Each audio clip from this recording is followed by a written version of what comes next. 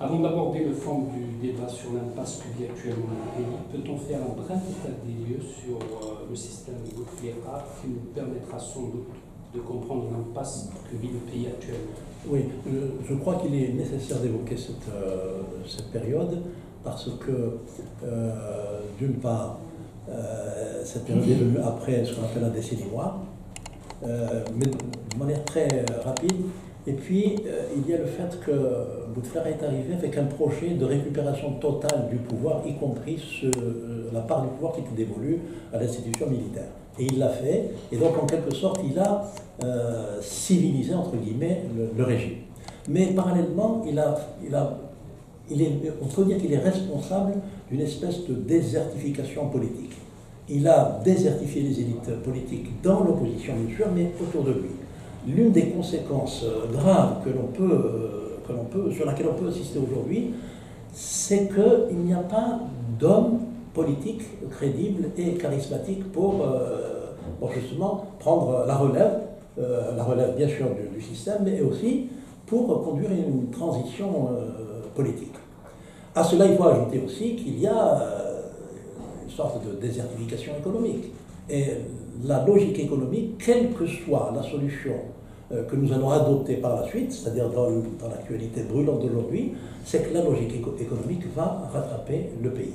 Voilà pourquoi il était utile de revenir un peu sur la période de Bouteflika. Que pensez-vous de cette période? Moi, je ferai une analyse assez différente sur cette question du système Bouteflika. Et c'est important parce qu'on entend souvent répéter cette expression système Bouteflika. C'est important pour l'appréhension, la conception des problèmes de résolution de la crise par le mouvement populaire, par exemple. S'il y a un système Bouteflika, comme parfois on l'entend, cela voudrait dire que si on supprime Bouteflika et ses méthodes d'action, certaines des conséquences de ses politiques, on aurait réglé une grande partie du problème. Or, on constate aujourd'hui que Bouteflika est parti, une partie de ses clientèles est partie, et pourtant le problème reste entier, et à juste titre, le soulèvement populaire demande toujours que l'on dégage le système. En un mot, Bouteflika est le produit du système. Ce n'est pas Bouteflika qui a produit le système, c'est le système qui a produit Bouteflika. De sorte qu'on peut faire partir Bouteflika et ses clientèles, les problèmes politiques en Algérie restent entiers. Il faut que le système dégage pour que soit réglée la crise. Elle est une crise du système et non pas une crise seulement due parce qu'elle est déclenchée à partir du rejet du 5e mandat par les politiques de Bouteflika. Aujourd'hui, Bouteflika est parti. Que reste-t-il aujourd'hui du système? Le système est toujours là?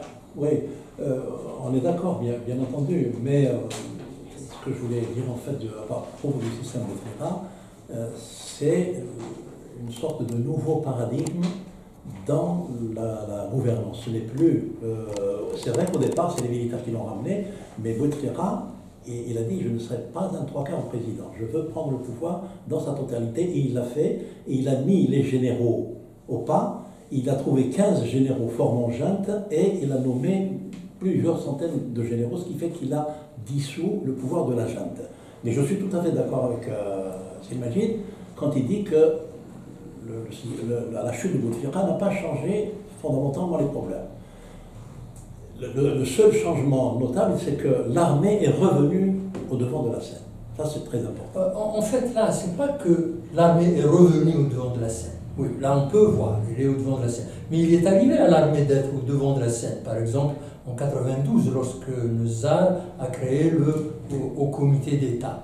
Il est souvent arrivé en temps de crise que l'armée revienne au devant de la scène. Lorsqu'ils ont débarrassé la scène de Ben Bella qu'ils avaient pourtant ramené, ils sont revenus au devant de la scène. L'armée revient toujours au devant de la scène lorsque le système est en crise et lorsque, plus exactement, lorsque le système est menacé. C'est l'armée qui le sort. Pourquoi? Parce que c'est l'armée qui a créé le système. Quand je dis l'armée, je vise le commandement militaire, qui peut varier, qui peut connaître telle ou telle composition, mais la colonne vertébrale du système a toujours été, depuis 1962, le commandement militaire. De sorte que ce qui s'est passé, c'est que Bouteflika, on peut dire à la limite, a bougé les lignes du fonctionnement du système. Mais dans quelque temps, on s'apercevra qu'il n'y avait pas, véritablement pas un système Bouteflika, il y avait une clientèle Bouteflika, il y avait des méthodes Bouteflika, il y avait l'hila Bouteflika, mais il n'y avait pas un système, une conception de l'État, une vision du développement économique qui pourrait faire penser qu'il y aurait un apport de Bouteflika, quelles que soient les dérives qui seraient constitutives de cet apport de Bouteflika. Bouteflika, dans quelque temps, sera juste un épiphénomène, un gaz qui a traversé un système politique, mais il ne laissera rien dans l'histoire. Tandis que le commandement militaire, avec la conception qu'il a ramenée pour diriger le pays de manière autoritaire, a véritablement imprimé au pays un système qui sera extrêmement difficile à éradiquer. C'est pourquoi cette analyse-là nous permet de relier ces problèmes à leurs conséquences sur la nature de la lutte actuelle. Puisque c'est le système qui est ancré depuis 1962 dans le pays, et non pas Bouteflika qui vient de disparaître et qui l'a ancré, cela veut dire que le peuple doit lutter très longtemps encore pour éradiquer le système. On va revenir notamment à l'armée et à l'état-major. On va peut-être faire une comparaison, comme vous avez commencé à le faire entre les années 90 et maintenant. Je voudrais qu'on revienne un petit peu sur le mouvement lui-même, ce qu'on appelle le Hirak, qui a démarré au départ, au 22 février, c'était pour revendiquer le départ de Bouteflika et donc pour la contestation du 5e mandat. Mais on est à son 3e mois aujourd'hui. On aimerait comprendre, si vous avez quelques clés sur le Hirak, d'abord, pourquoi, je ne sais pas s'il ne veut pas ou il n'arrive pas à se structurer, le Hirak. Savoir. Oui. Bien évidemment, c'est vrai qu'on a trouvé un terme générique pour désigner ce mouvement populaire. Ce qui étonne d'emblée quand on essaye d'analyser le Hirak, c'est qu'il n'y a pas d'homogénéité ni sociale, ni politique, ni idéologique.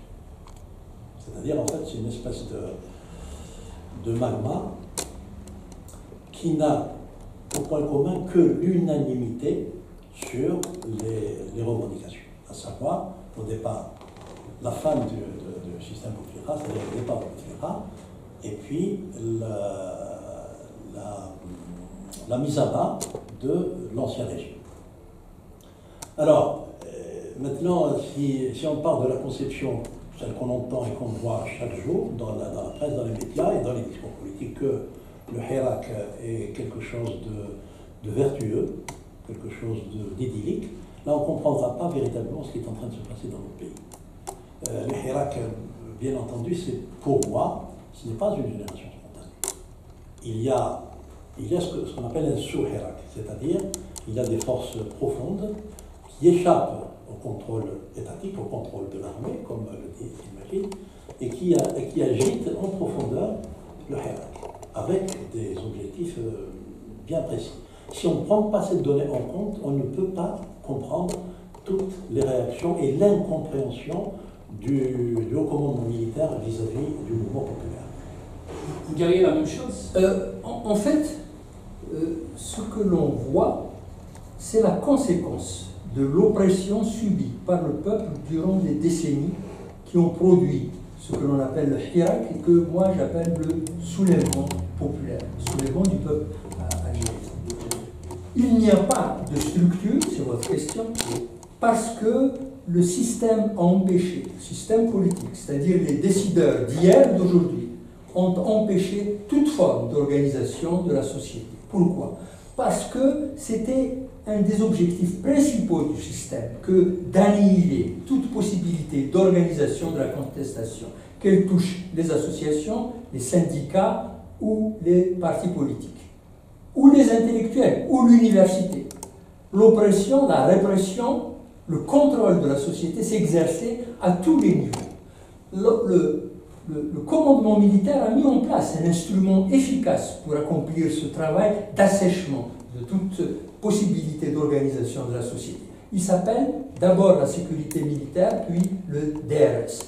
Autrement dit, c'est le DRS qui a éradiqué toute possibilité de contestation organisée dans la société.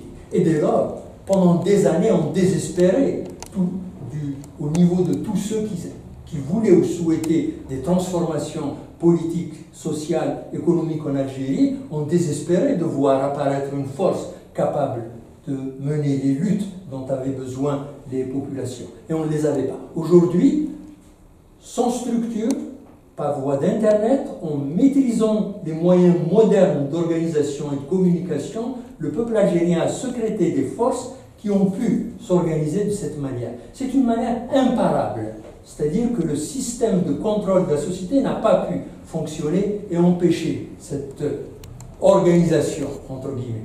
Parce que si le pouvoir dit il n'y a pas d'organisation, moi je dis il y a une organisation qui est en train de mener la lutte. Sinon on ne comprendrait pas que des millions d'Algériens puissent se mobiliser au même moment partout dans le pays, y compris dans les villages. On regarde la contestation du vendredi, mais il y a des milliers de contestations chaque semaine dans tout le pays. Toutes les professions sont de plus en plus contaminées par cette volonté de s'organiser. Il y a donc une organisation, mais qui épouse, en réaction à la répression, qui épouse les conditions de notre temps.